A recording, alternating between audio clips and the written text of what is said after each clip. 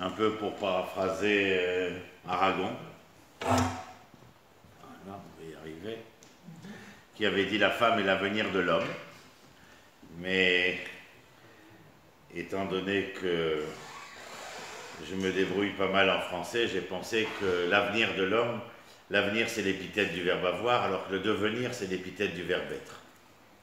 Et donc quand je dis la femme est le devenir de l'homme, et non pas l'avenir, c'est qu'il est question ici de devenir à travers l'être, la constitution qualitative et non pas quantitative. Quand on parle de l'avoir, on parlerait de quantité, alors que lorsque l'on parle d'être, on parle de qualité. Rosh Chodesh Tevet, c'est une fête qui dans les... une cérémonie ou un cérémonial qui a gardé mémoire dans les pays arabes, du Moyen-Orient et du Maghreb, sous le nom de Eid el-Bent, c'est-à-dire la fête des filles, Banot.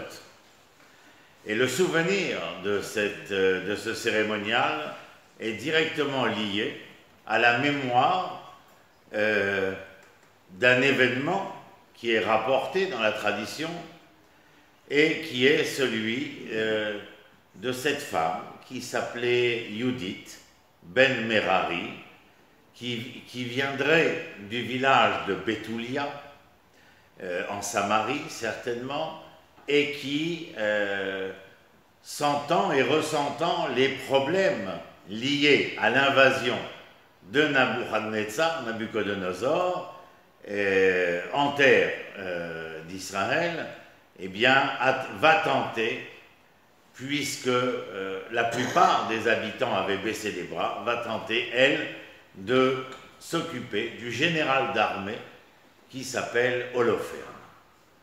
Ça s'appelle comment ? Holofornos. Cette tradition, elle vient d'un livre apocryphe. Les livres apocryphes, on en a beaucoup. Par exemple, les Maccabim. 3 livres concernant l'histoire des Maccabim qui ne sont pas rentrés dans le Tanakh. Et ces livres apocryphes, le livre de Yudith est un livre que nous connaissons, en tout cas de mémoire, qui a été écrit en hébreu, mais dont le livre lui-même en hébreu ne nous est jamais parvenu. C'est sa traduction par les Grecs, les Septante, qui nous parviendra entre les mains, et puis surtout, ce sont les chrétiens qui vont insérer dans le canon biblique du Nouveau Testament le livre de Judith, et ça s'appelle la Vulgate, la traduction latine du Tanakh.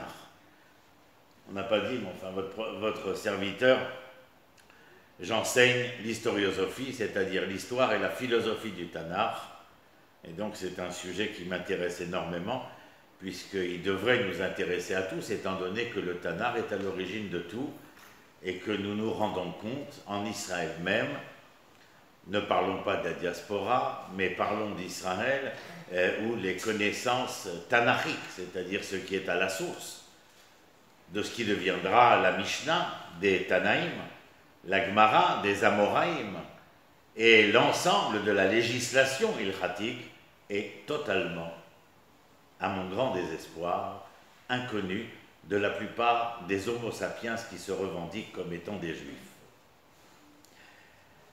J'ai dit que peut-être il faudrait, pour se revendiquer de cette connaissance tanakhique à l'origine du tout, revendiquer ce que notre maître Yehuda Léon Ashkenazi, Zecher Tzadik Libracha, Manitou, affirmait, c'était ce que j'affirme moi à sa suite. Je suis à la recherche de l'hébreu qui se cache dans le juif que je suis. Et à une autre occasion, je vous parlerai pourquoi le mot juif n'est pas un titre de noblesse dans ma bouche, ni le mot religion d'ailleurs non plus. J'emploie le mot Torah et j'emploie le terme d'hébreu. Le reste relève d'une terminologie qui vient me ramener, me souvenir que nous fûmes un jour une tribu parmi 12 et que nous avons été obligés de transformer la Torah durant 2000 ans d'exil en une espèce de religion et complètement oublié que la Torah, qui veut dire enseignement, relevait de la sociologie, de l'économie, de la politique, du militaire, etc., etc. C'est-à-dire que l'ensemble mais aussi faudrait-il lire le Tanakh pour pouvoir, bien entendu, savoir que tout cela fait tout ou partie de la texture littéraire du Tanakh qui nous a été transmis et à partir duquel, juste une anecdote pour vous faire sourire, 2 étudiants de yeshiva se rencontrent à Bnei Brak, à côté de la yeshiva de Ponevitch, et l'un dit à l'autre, j'ai reçu un cadeau super de mon papa. Il dit, ah bon? Il dit, oui, c'est un livre, il y a plein de citations de la Gemara. Alors il lui sort le livre, il lui donne, et l'autre lui dit, Yahma, c'est un Tanakh. C'est une Bible, tout simplement. Et oui, nos Amoraïm ne s'engagent dans la disputation halachique qu'à travers les psukim du Tanakh. Donc vous voyez un peu la problématique dans laquelle nous nous trouvons. Donc la fête des filles relève de ce livre apocryphe. Apocryphe, pourquoi? Parce qu'il n'est pas rentré dans le canon biblique. Le canon biblique que nous connaissons aujourd'hui, le Tanakh, Torah, Nevi'im, Ketuvim, c'est 24 livres, 929 chapitres, 1386 pages, que l'on doit connaître là et là, pour que le cœur a des raisons que la raison doit connaître. Pour contrarier Pascal, bien entendu. Et donc, le livre de Yudith ne fait pas partie du canon biblique, comme les livres des Maccabim ne font pas partie, et pourtant, Yudith va être transformé par certains de nos Chachamim, quand d'autres Chachamim diront que c'est une erreur historique que de transformer Holoferne en Antiochus Epiphanes, Antiochus, ce régent grec qui règne à Damas, et bien entendu de transformer Yudith comme étant la fille de Mattatiahu, et dans un instant, je vous raconterai ce qu'il en est. Donc vous voyez qu'au cours des ans, la difficulté de pouvoir savoir, connaître, entendre et reconnaître ce qui est juste de ce qui ne l'est pas est quelque chose d'absolument très très difficile. La première personne qui m'a, de manière fantastique, inspiré, ce n'est pas cette Yudith qui un jour va s'introduire dans le camp d'Holoferne, faire boire Holoferne après avoir participé à une soirée et que les gens soient partis lui faire boire et alors qu'il s'endort, lui couper la tête, qu'elle ramènera à Betoulia selon le Sefer de Yudith. Dans le Sefer de Yudith, il est question de vin et pas de laitage. Pour une raison que vous et moi ignorons, le vin va se transformer en lait. Mais l'origine, c'est du vin. D'ailleurs, j'ai essayé de me saouler au lait, même avec le petit lait, mais je n'ai pas réussi. Mais par contre, avec le pinard, il est vrai que très vite, nous venons à en perdre la raison. Ça fonctionne très bien. Donc, j'abonderai d'une manière beaucoup plus logique dans le texte dont il est question, elle lui a fait boire du vin, ce qui paraît tout à fait logique, bien entendu. Et elle revient à Betoulia avec la tête. Je vous signale que même le nom de la ville est peut-être révélateur. Betoulia, c'est le mot Betoulim, c'est la virginité. Et donc un certain nombre d'occurrences qui s'entendent ici. Quand je parle de Yudith, avant que je ne parle de cette femme qui me paraît véritablement fantastique, il y a un rapport entre Yudith et une autre femme qui va jouer un rôle à côté de cette femme fantastique pour moi. Elle s'appelle Yaël, et alors que la bataille près du mont Tabor, au pied du mont Tabor, fait rage, et que Sisera sent qu'il a perdu la bataille, il s'enfuit et se réfugie chez un ami, Réver Akini. Les Kinim sont des descendants de Yitro. Et Réver Akini est marié avec une gente dame qui s'appelle Yaël et qui va sortir au devant de la tente, alors qu'elle est toute seule, attraper Sisera parce qu'elle le voit haletant et en fuite, et le faire rentrer pour que sa seigneurie puisse se reposer. la suite est peut-être connue, lui aussi voit quelque chose, certains pensent qu'elle a encore une fois l'histoire du fromage, et donc vous voyez ce que c'est la tradition. J'écoutais notre ami Boris Cyrulnik, le neuropsychiatre français, et nous parlait véritablement des souvenirs qui sont les nôtres. Moi j'ai un exemple flagrant, c'est que je suis né rue de la Révolution à Oran en Algérie, et que des souvenirs d'enfance, on a l'impression que c'est un boulevard, et que quand mon cousin a été pour nous ramener les photos, il s'agit d'une ruelle, et encore je suis gentil.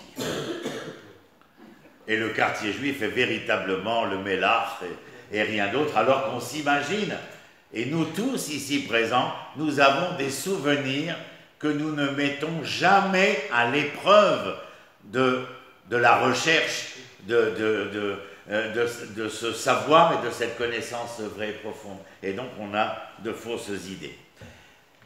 Judith, elle tue Holoferne, et la tradition veut que, bien, elle est sauvée pour un temps, parce que vous savez comme moi que en 586, avant l'ère vulgaire, eh bien, le temple sera détruit et les enfants d'Israël exilés pour 70 ans en Babylonie, qui très vite va tomber sous le joug des Perses, puisque l'empire babylonien disparaîtra pour laisser place à l'empire des Mèdes, l'empire des Perses. Judith, Yaël, et celle qui accompagne, enfin, celle qui se trouve dans l'histoire auprès de Yaël, c'est Dvorah. Dvorah, elle est extraordinaire. Dvorah, elle est prophétesse, elle est juge, elle est femme, elle est épouse, elle est générale d'armée et chef politique. Et véritablement, de la même manière que nous voyons l'histoire de Judith, un séfer entier, un livre entier, a été écrit autour de la personnalité de cette femme. Et le texte biblique, le Tanakh, que nous utilisons, c'est mon livre de chevet depuis des dizaines d'années, vous voyez, ça c'est celui de l'armée, donc il a plus de 30 ans. Et bien véritablement, dans le livre de Shoftim, nous trouvons la description de cette femme, épouse, juge, prophétesse. Et elle fait appeler Barak pour qu'il soit son général d'armée.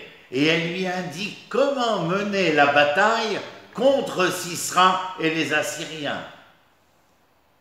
Elle indique exactement le mont Tabor, 10 000 hommes en haut, 10 000 hommes en bas, il y a un fleuve, le Kishon, qui passe en bas, il faudra qu'il pleuve un peu pour que le terrain au pied du mont Tabor se transforme en bourbier et que celui qui détient la force militaire régionale, Sisera, arrivera à grand galop avec ses chars qui, lorsqu'ils arriveront sur le Kishon, vont s'embourber. Les 10 000 hommes recevront l'ordre de Dvorah de descendre sus à l'ennemi barbare et on n'en fera qu'une seule bouchée. D'où la fuite de Sisera. Dvorah est une femme hyperactive, sans Ritaline d'ailleurs. Elle est hyperactive et elle est, comment dirais-je, de ces personnages qui vont nous donner un sens à l'histoire féminine. Personnellement, je fais partie des quelques professeurs qui affirment que ce livre-là, le fil d'Ariane qui parcourt ce livre-là, est un fil féminin et pas masculin. Je vous dirai un mot tout à l'heure, juste un mot, parce que sinon, ces cours durent à peu près 3 fois 2 heures. Mais je vous donne un exemple pour vous mettre les choses à l'esprit. Entre Abraham et Sarah, qui décide de quoi? Sarah. Qui vient confirmer ce que Sarah a décidé? Dieu. Entre Yitzhak et Rivka, qui décide concernant Yaakov et Esav? Rivka.